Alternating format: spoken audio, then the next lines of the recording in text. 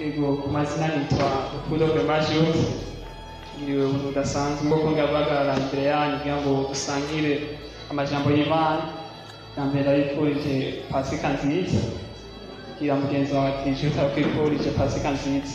Mugenzi wawe ko mwicaranye wenyine nta kundi ntahonze.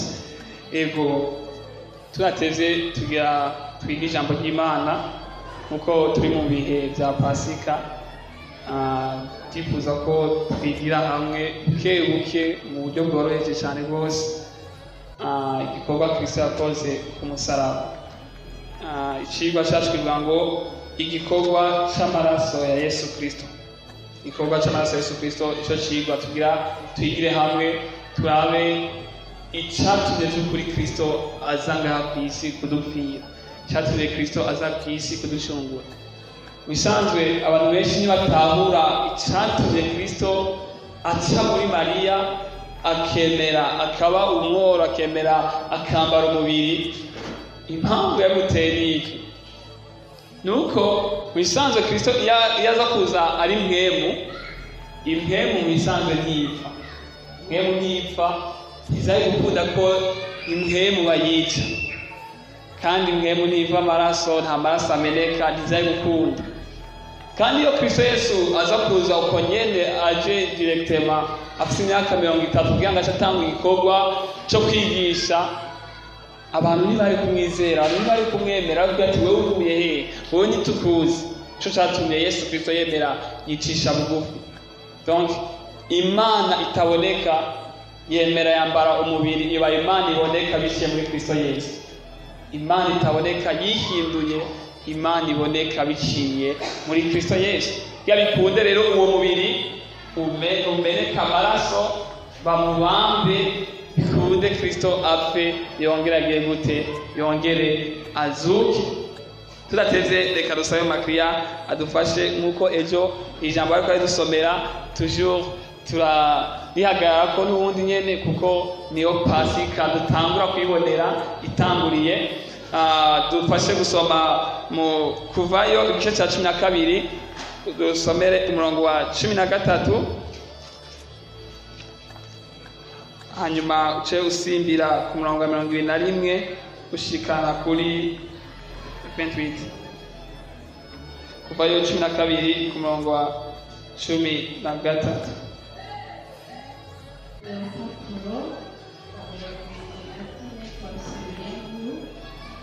Kuvayo 12 umurongo wa 13 aravuga ngo ayo maraso azobabera ikimenyetso cyo mu mazu murimo, nanjye aho nzobona ayo maraso nzobarengana. Nta cyago kizobaza ko ngo kibarandure igihe nzotera igihugu cya Egiputa. Sibyo kwa ngo 21 ugaragaza nyarutse shikana kuri 28. Nuko Mose ahamagaza abakuru bose bo mu Isirayeli arababarira ati nimwirobanurire imyagazi uko amazu yanyu angana, muyibagire Pasika, mwiyabirire agakama ka ezobu mukajobeke mu maraso ari mu gwabya, muminjagire ayo maraso hejuru y'umuryango no ku bishimaryango byombi. Ntihaze hagire umuntu n'umwe muri mwebwe asohoka mu nzu yiwe gushitsa mu gitondo, kuko Uhoraho azohaca azanye no kwica Abanyegiputa, kandi aho azobona ayo maraso hejuru y'umuryango no ku bishimaryango byombi. Uhoraho azorengana iyo nzu, ntazokundira umurambuzi kwinjira mu nzu zanyu wabice. Kandi ibyo muze mwabe mubyitondera, bibe icyagezwe cy'intava kuri mwebwe no ku bana banyu. Kandi nimwamara gushika mu gihugu Uhoraho azobaha nk'uko yasezeranye, muze mwabe mwitondera uwo muhango. Kandi uko abana banyu bazobabaza bati uyu muhango wanyu ni uw'iki, muze mubishyure muti iki nicyo kimazi cyitwa pasika y'uhoraho, kuko yarenganye amazu yacu abisirayeli turi muri egiputa akayaziguriza igihe yica abanyegiputa. Abantu barunama barasenga, abisirayeli baragenda bakora nk'uko nyene uko uhoraho yageze Mose na Aroni abariko bakora. Amen. Imana ishimwe cyane, haleluya. Ndifuza ko dukurikirana twumve aya majambo ngageze ndayasigure.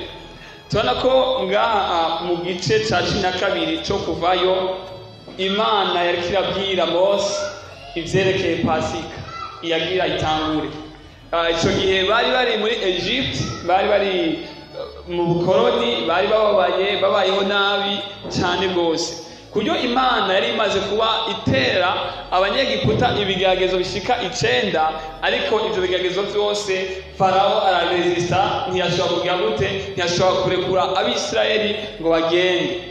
Maze uhoraho rero ngaha ariko aramubwira Mose mu gice cya 12 amubwira ivyerekeye ugutangura iyi pasika. Ku murongo rero ngaho wa 21 gushika kuri 28 turabona ko Mose aciyaza akwanije ishengero ryose ry'abisirayeli, atanguye kubabwira tereke ibyo Imana yamubwiye uko bategerezwa kubikora, ko ari pasika y'uhoraho igira itangure. Arababwira ati muzofate umwagazi w'intama nk'uko icyo twako turavyiga, mufungure hanyuma amaraso mushyire ku miryango yanyu. Hariho ibintu bikomeye ngaha nifuza ko twigamo tukaraba.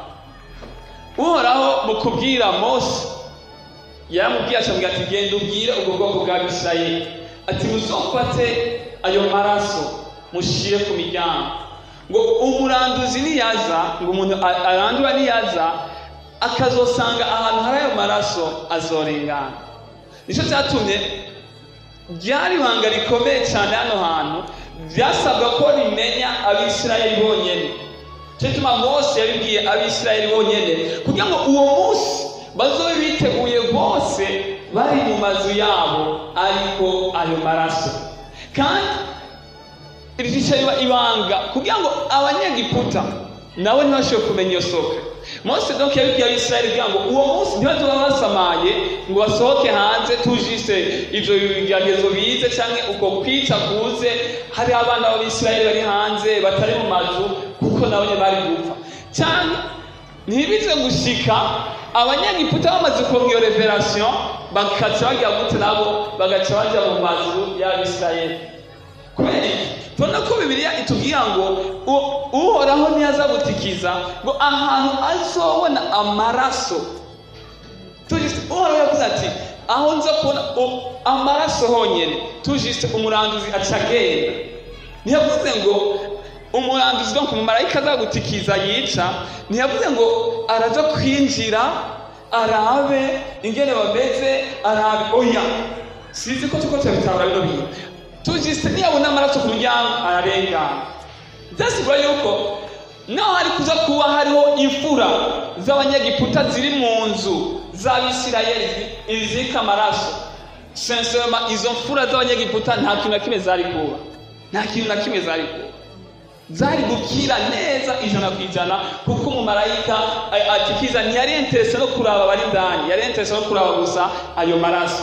Kandi ikigeretse ko iyo mvuga ko ari imfura zo muri Isirayeli ziri mu mazu y'abanyegiputa atarika amaraso, nta kabuza nabo nyene bagira gute bari gupfa, kuko Imana nibesha, Imana ikora ibintu neza bishaka urutonde. Sinzi ko tutabitahura bino bintu. Nicyo gituma rero Mose bino bintu yabibwiye Abisirayeli bonyene kugira ngo iyo soke bayigumane ubwabo, bamenye ko uwo munsi ko bategerezwa kuba bari mu nzu zabo ziriko amaraso c'est, kandi n'abanyegiputa ntibabimenye kugira ngo nawe bacabaza bwati natwe tutegerezwa kuza twinjire tugume muri izo nzu. Kandi ikindi kintu mwomenya, abantu twakunda kwibwira kumenga hapfuye abana b'imfura gusa, tugafata ku kantu kamwe, ariko mumenye ko kiya gihe habaye amarira adasanzwe, haba ukubabara kudasanzwe. Uti gute? Kuko Bibiliya iratubwira ngo umwana wese yari yavutse donc ari imfura. Bisigura ngo byarashobora gushika ugasanga mu muryango hapfuye abantu batatu. Kubera iki tutavyumvira?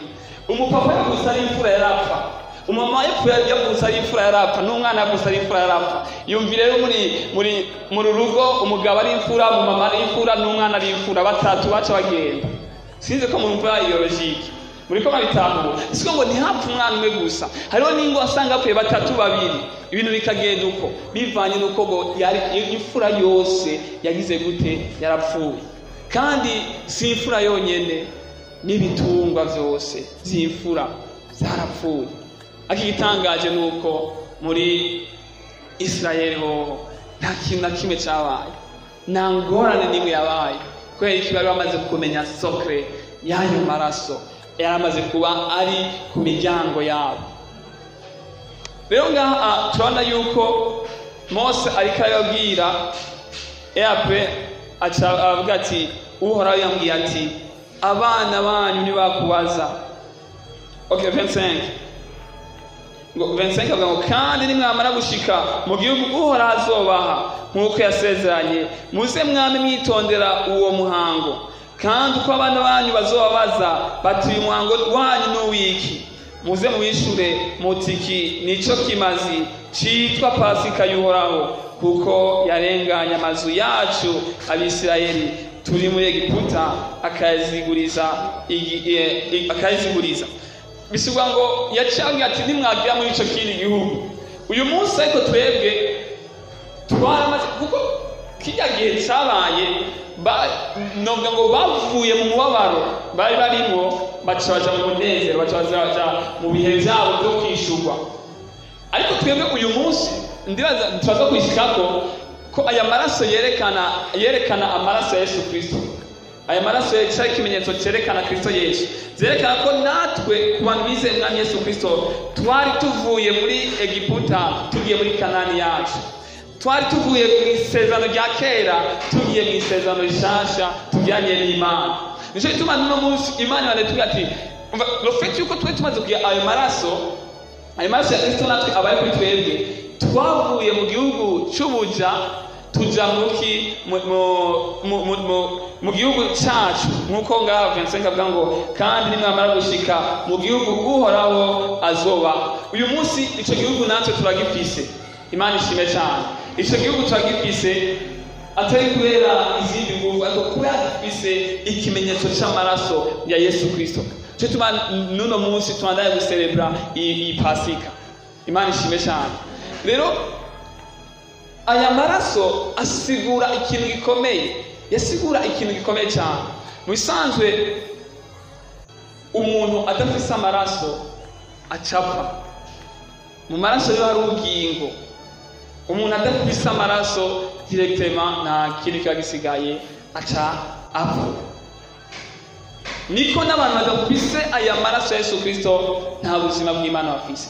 Rero tubona ko ngaha kuva ku murongo wa 29 gushika kuri 36 tubona ikintu gikomeye. Rero Imana ishikana icago c'icumi, icago ca 10 kirashitse. Rero abana bose b'Abanyegiputa b'imfura barapfuye, ariko Abisirayeli bobo barakize.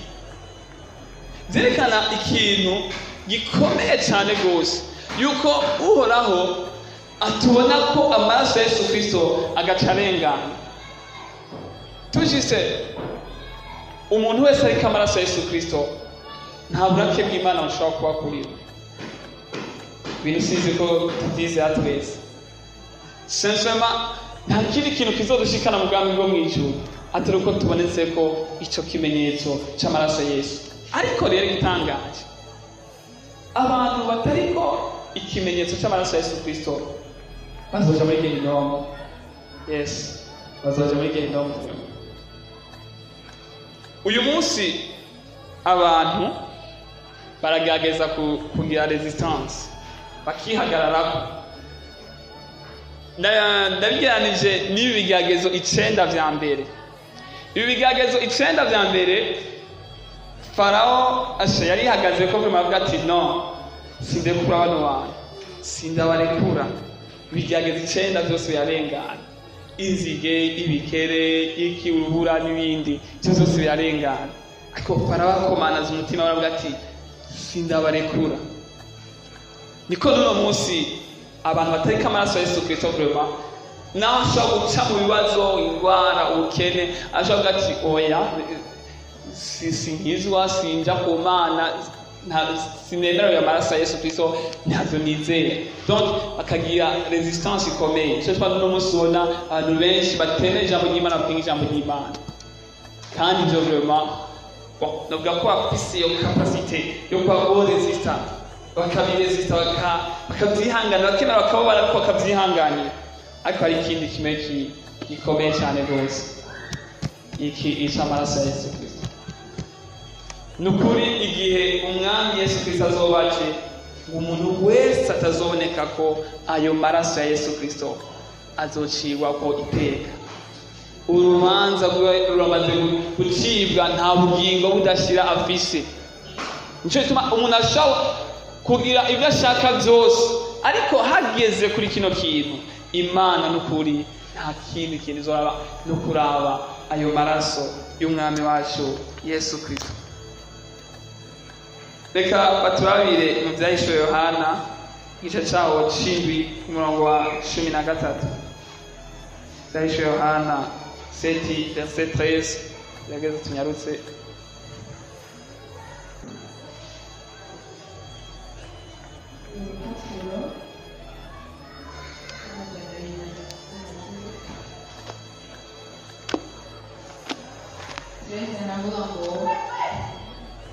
Umwe muri ba bakuru arambaza ati aba bambaye imvune zera ni bande kandi bavuye hehe?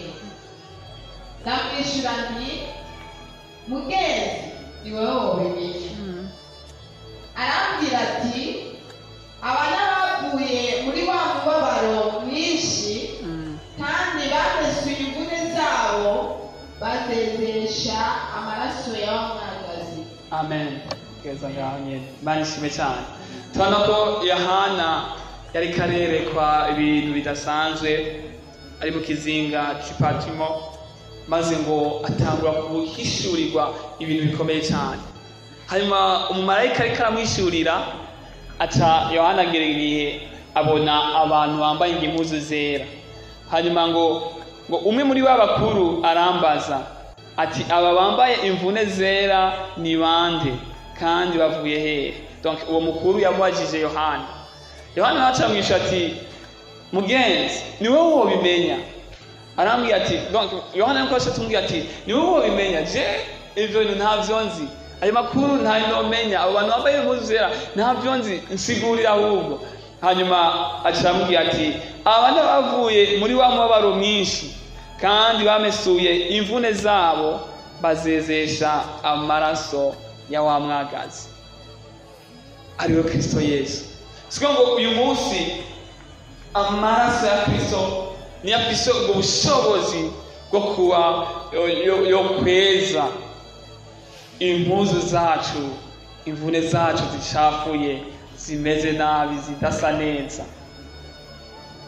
Kuko niyo maraso yonyene afise ubwo bubasha, niyo maraso yonyene afise izo nguvu zo kuba yohindura impuzu zacu, umwambaro wacu usa nabi, umeze nabi, ariko ugahinduka ukaba umwambaro wera cyane rwose.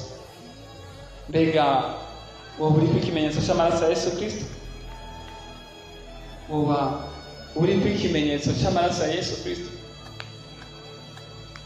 Ntuburi muri babandi b'abanyegiputa bashoboye kwihanganira ibigeragezo 9, ariko n'ukuri ikigeregezo c'icumi cyaranse, barabuze pe, barabuze igeno bashobora kuba bo byihanganira, bituma bagira shite. Ishituma Kristo niwe wenyene dukwiye gushimagiza, gushira hejuru. Cyangwa Imana tugira ngo umwizeye ntazotsindwa n'urubanza, gakutamwizeye garamaze gutsindwa ko atizeye iryo zina. Yakwiye ko tumenya impamvu twakurikiye umwami Yesu Kristo. Be ni kubera iki twamukurikiye? Siko ngo ariko agenda yoza impuzu zacu, imvune zacu si ibikorwa byotuma ushika mu bwami bwo mw'ijuru, oya, ariko ayo maraso ya Kristo niyo aduha ubugingo budashira. Hariho Yohana aciye yandika avuga ati ni wewe ubizi, ni wewe uzi igituma abantu bambaye imvune zera.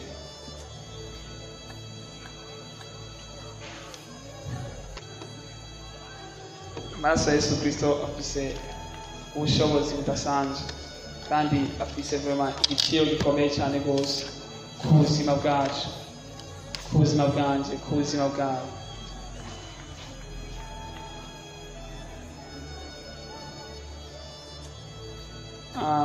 Reka turabe rero mu isezerano rishasha nawe ingene vyabandanije, baturabire mu butumwa bwiza bwanditswe na Yohana igice cya 20 ku murongo wa 11 aca asimbira ku murongo wa 15.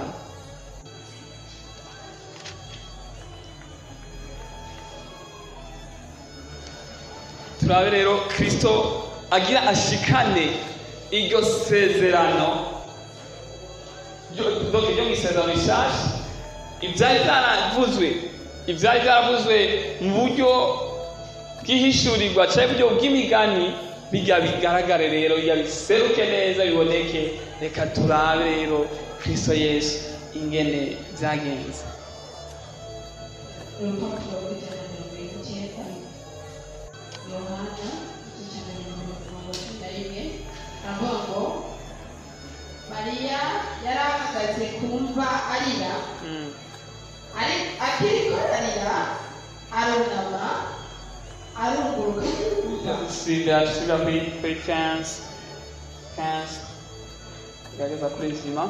Yesu aramubaza ati mbega nyina wanje urizwa n'iki, urondera nde? Nawe yiyumvira ko ari umurimyi waho, aramubwira ati mugenzi, namba ari we wamukuye hano, ndabwira aho wamushize ndamukureyo. Amen. Imana ishime cyane. Turabona ko ngaha rero cyari igihe Yesu Kristo yari amaze kuba apfuye, ariko dusubiye inyuma gatoya murabizi ko yapfuye urupfu rwabaje, urupfu rwo ku musaraba, amenye amaraso, ibimenyetso n'ibitangazo byakorekera ku musaraba. Abantu baramwizera umwami Yesu Kristo, abandi nabo baramukritika. Byari ibintu bitangaje, aho bamwe bariko barababara cyane, abandi nabo bari mu celebration, abandi nabo bariko barabona inyishu zabo kuri uwo mwanya nyene wo ku musaraba wa Kristo Yesu. Ariko akantu nashaka mvuge gatoya, Bibiliya ntago itwereka yuko hari umuntu yahumutse biciye mu maraso ya Yesu Kristo. Bibiliya ntago bivuga, ariko turabona ko habaye ibimenyetso n'ibitangaza byinshi bikomeye. Rero hari imigwi itandukanye y'abantu, aho abafarisayo, abanyabwenge b'ibyanditswe n'abandi bo bari mu celebration, bari kuvuga ati napfe nyene aveho. Ariko hari abandi cyane bamaze kuba bababaye rwose, bababaye ku rundi rugero rwo hejuru. Ngaha muri Yohana 15 ku murongo 45 havuga ngo ariko iruhande y'umusaraba wa Yesu hari hahagaze nyina na nyinawo na Mariya muka Kiropa na Mariya Magadalena. Yesu abonye nyina na wa mwigisha yakunda ahagazeho, abarira nyina ati nyina wanje, nguyo umwana wawe. Maze abarira wa mwigisha ati nguyo nyoko. Uhereye ako kanya uwo mwigisha amujana iwe. Tubona ko byari ibihe bibabaje ku buryo twebwe bisanzwe turiko turabisoma ngaho ijambo ry'Imana cyo tuvyigisha, dushobora kubona ko byari ibintu byoroshe, ariko byari ibintu bibabaje cyane, byari ibintu biruhije, byari ibintu bigoye, ku buryo tubona ko mu bigishwa bose wa Yesu Kristo hasigaye bana bonyene, hasigaye aba Mariya, hasigaye n'uyu Yohana. Ba Petero bavuga ko akunda umwami Yesu Kristo, n'abandi bose bari bamaze kugenda, bamaze guhunga. Cyo tumaze turiko kubanza kumenya ko Kristo adukunda, ivyo bizogutera guhimbaza Imana no kuguma ku mwami Yesu. Turazi ko uyu mwigisha Yohana ngo ni wa mwigisha Yesu yakunda. ndiko ndasoma rino jambo ry'Imana naravye nisha mu kibanza mbona Yesu amanitse ku musaraba nabo bahagaze ngo bariko baramuraba yari amenya yari kababara cyane nabo bari bahagaze ngo bariko baramuraba sensema bari bababaye umuntu mwabanye imyaka myinshi bari bababaye rwose kuryo bumva ko vraiment ivyabo biheze kandi mu mwanya ubabaye ubundi ugasanga ariko yatwenga aryohewe wamushinyagura Yesu Kristo wahumuye impumyi nawe niwikize niwibambure ku musaraba byari ibintu bibabaje cyane rwose ariko Yesu Kristo nawe yategerezwa gushitsa icyo yari yavuze ko ategerezwa gushitsa kugira ngo ubwiyo asenga ati data asanga bikunda iki gikombe n'ikindengana misanzu ari gihe twe dufata ibintu gusa twabifata nk'ibintu bisanzwe tugaca kutugenda ariko ntidufata umwanya wo kugira etude tumaze twumve Yesu Kristo ariko asaba Imana ati data ubona byokunda iki gikombe kikandengana kuko wari umubabaro ukomeye cyane rwose ariko Yesu aravuga atoya ntibibe nk'uko ngomba ariko reka bibe nk'uko ugomba ndiko nabeka byari bibabaje ukumena amaraso kwa Kristo kugira ngo twebwe turonke ubugingo kugira ngo ayo maraso igihe cyose zo utanga kwibwira ko Kristo we yatanga gukunda bizotuma ubandanya umwitegereza uvuga ati mwami ndagukunze cyane rwose nube nka ba Petero bavuga ngo ndagukunda ariko mwanya muto baca baragenda ariko umenye ndakunda ingene Yesu ngo Petero amaze kwihakana Yesu inshuro zitatu Yesu ngo aturahindukira aramuraba nukuri byari bibabaje Bibiliya ntabwo bivuga ariko nagerageje kwiga ko ibintu bikomeye ingene Yesu yaravye Petero n'ingene Petero yaravye Yesu ntibisa n'ingene Yesu yaravye abafarisayo canke abaherezi canke Pilato canke Herode bagira mwica ako yamurabanye umutima w'impuhwe ambwira ati Petero khayerema nunzi ari wavuze ko ndi Mesiya ari wavuze ko ndi umwana w'Imana ari wabivuze Yesu abaza ati mbe mwumva ngaho hanze bavuga ngo ndinde bigega ko bari kwaca muri situation igoye cyane ibintu bibabaje rwose cyane rwose Yesu ambwira ati cyukuri nunzi ariko Petero kwa Yesu yamurabanye umutima w'urukundo Petero aragenda aricuza arihana arasaba imbabazi ariko nibisa n'ingene Yesu yaravye ba Herode nibisa n'ingene Yesu yaravye ba Pilato nibisa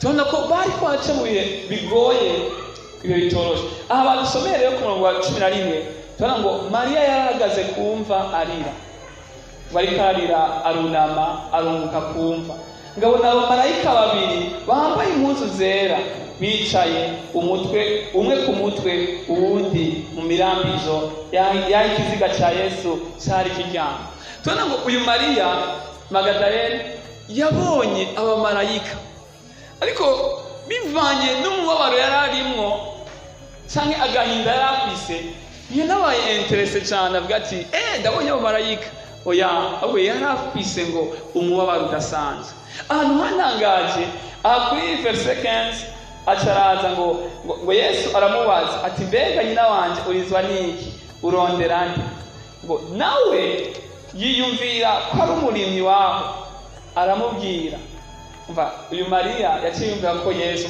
yamaze kuzuka cyangwa ati antuka n'umurimyi ari ngaho ibyantangaje avuga ngo mugenzi nawe ari wowe wamukuye hano ndangira aho wamushize ndamukure nibajije ibibazo bikomeye ubwa mbere yabonye abamarayika ntiyanabatangaye na gatoya ntiyanavuze ati ndabonye abamarayika ati reka arababaza kweli yari mu mubabaro yari mu kabonge kenshi nuvuga ngo bagira bashikira muri depression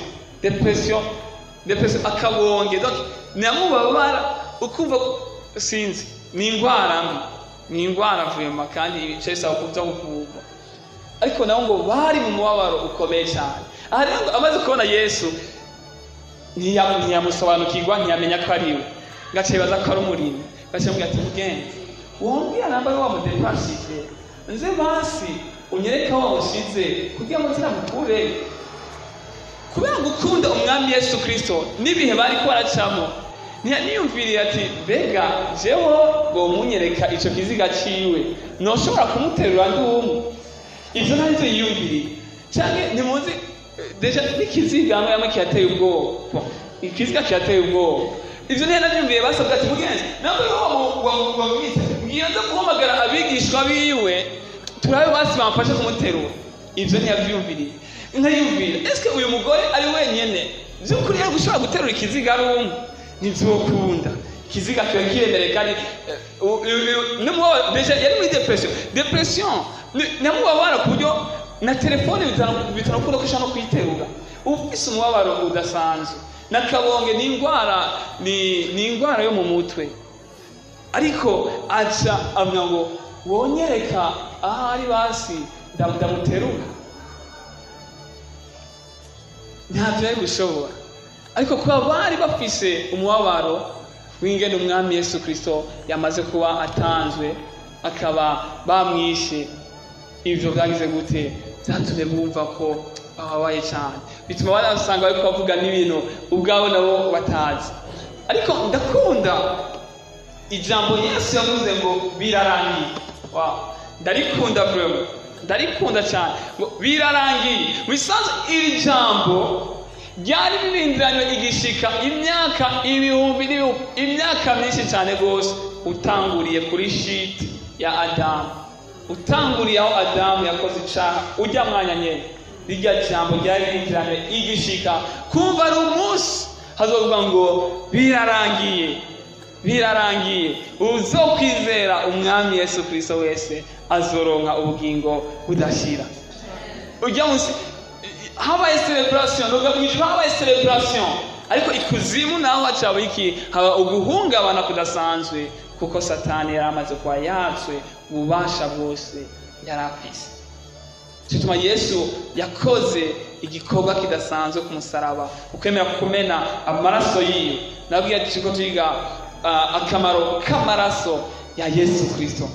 Yakoze igikorwa gihambaye cyane kugira ngo uyu munsi natwe dushobora kuba twejejwe n'ayo maraso y'umwami wacu Yesu Kristo.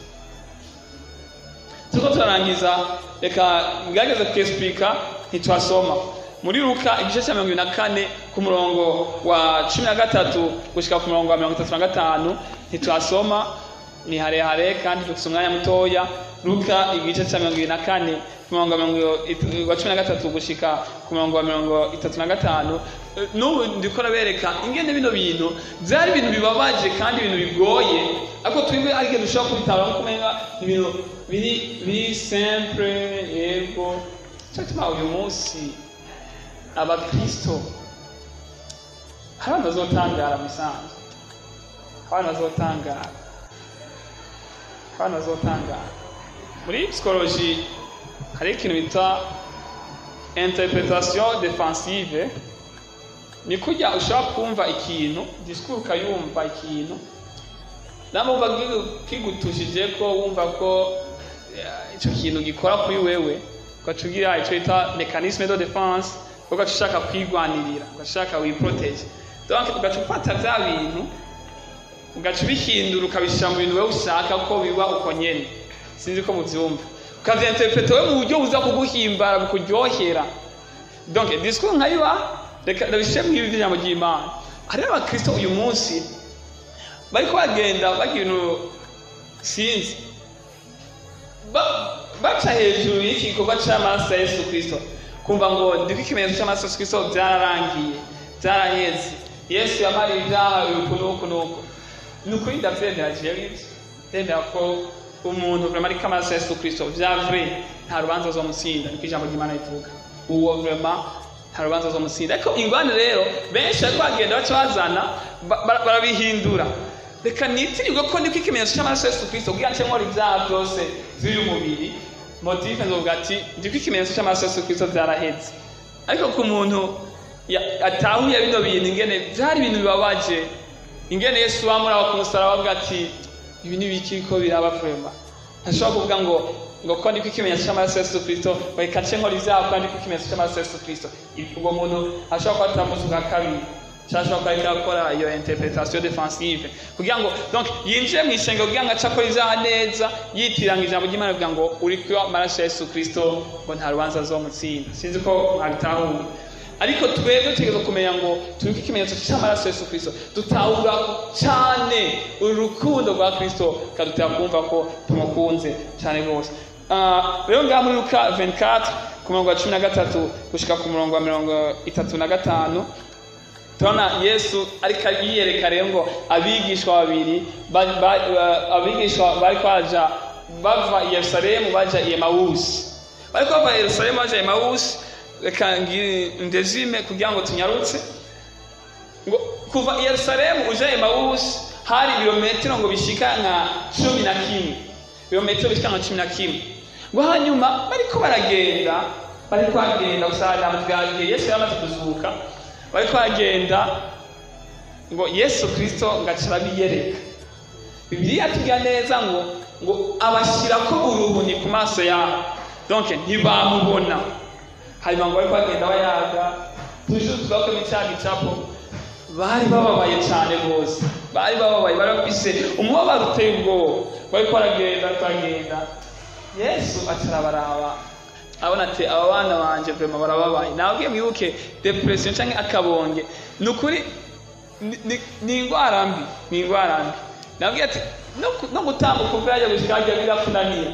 Ariko abantu bongo bagira bave Yerusalemu baje Emawusi ngo ibirometero 11 n'amaguru. Sinzi kumva ko ari giye birashika ukumva kubabaye basi. Fata urugero wewe rwa mbere wose ushaka kumaze gushikako ukumva kubabaye pe, ucuvuga ko ujya mu baro ufise ko cyo bihangana ukagenda ibirometero 11 n'amaguru. Hantuka tunanira benshi, ariko ngo wowe nabo niko byagiye bigenda. Ngo Yesu acirabiyereka, amaze kubiyereka acabaza ati mbe muri ko muragenda mugiye hewe? Ambwira ati tugiye Emawusi. Ati muri ko muragenda muyagiki? Ati wowe nabyunze, ati bari umuntu wa mbere atazi bino bintu. Ati ntuzi ko umwami wacu Yesu Kristo bamuhenganije bakamwica bakamuhamba bakamwica? Ati n'ubu imva yiwe nyayo basanze igaragara, basanze iri vide, ntituzi aho bamushize. Ngo Yesu acatangura gute kugenda abigisha ngabatangurira kuva ku majambo y'ivyanditswe vya Mose abasigurira ivyerekeye ivyiwe ingene vyakigenda. Byanyeretse ingene n'ubundi Yesu Kristo abandanya kuguma adukunda akanaturemesha atuba hafi cyane. Yesu ubonye ko ubwo rugendo bagafatika urugendo rurerure bica bikora byiza ko bagenda batera intege, Kristo bagenda bumviza ngo ayo majambo ngo yarafashije cyane. Ngo baragenda ngo bagiye ngo bashitse ngo baramubwira ati ngo bwari bugorovye, ngo baramubwira ati rero twebwe turashitse. Ngo Yesu acamera nk'ugendije gatoya ati sawa agenda ndabandanije. Acamubwira atoya ati burije turagusavye uze basi urare aha rimwe uzocubandanya. Yesu acaremera aragenda mu nzu yabo. Amaze gushika ngo umwanya nyene ngo bagira bafungure gacafata wa mutsima ngo mwanya ngarawuhezagira nkuko abikora ngo uruhundi rushobora ku maso wacamenya ko ari Yesu. Ngo mwanya ngo Yesu ashagira gute ntiyasubira kuboneka aho hantu. Icangiye kuntangaza n'igiki ngo abo bagabo uwo mwanya nyene ntibahagaze directement ngo baciye basubira inyuma, baciye basubira kuva Emawusi basubiye i Yerusalemu. Mani majambo akoze ibirometero 22 mu mwanya umwe nyene badahagaze batanafunguye. Bari bumva rero ati tugiye gutanga inkuru nziza, inkuru iryoshe. Kituma natwe uyu munsi iriyo nkuru yacu nziza, umwami wacu Yesu Kristo yanesheje kandi turi ikimenyetso cy'amaraso ya Yesu Kristo. Abagabo bonye batasuye ntibasuye cyuga ati ibirometero 11 tugenda gute? No, kubera umunezero bari bafise ahubwo nyaza ko ibirometero 11 byabereye bitoya cyane gose. Haba ama celebration akomeye bamaze kubona umwami Yesu Kristo agarutse. Kituma natwe uyu munsi rero nk'abakristo niwo munezero wacu, niyo nsinzi yacu kumva ko turabana b'Imana biciye muri Kristo. Imana yujuje n'umuntu biciye muri Kristo Yesu. Iyo niyo nsinzi yacu, niwo munezero w'abana b'Imana. nizo twumva biduhimbaye biduhaye amahoro. Nukuri nagira ubwiye ngo nta kintu na kimwe gishobora kuzoga ubwami bwo mu ijuru atari Kristo Yesu. Kandi nagira ubwiye ngo nta kintu na kimwe gishobora kuguha umunezero ukwiriye atari Kristo Yesu. Kandi nta kintu na kimwe gishobora gushinga intahe mu babanyi n'abandi na hehe kuko iryo canke iki atari amaraso ya Kristo Yesu. Aya yonyene niyo demontra ko turi abigishwa ba Kristo. Aya yonyene niyo demontra ko twizeye umwami Yesu Kristo, ko dufise ubuzima bw'Imana. Bisanzwe ntibibonekera kubibonekera inyuma, bonekera kuri uyu muntu yamaze gutahura igikorwa kidasanzwe c'amaraso ya Yesu Kristo. Umwami Yesu Kristo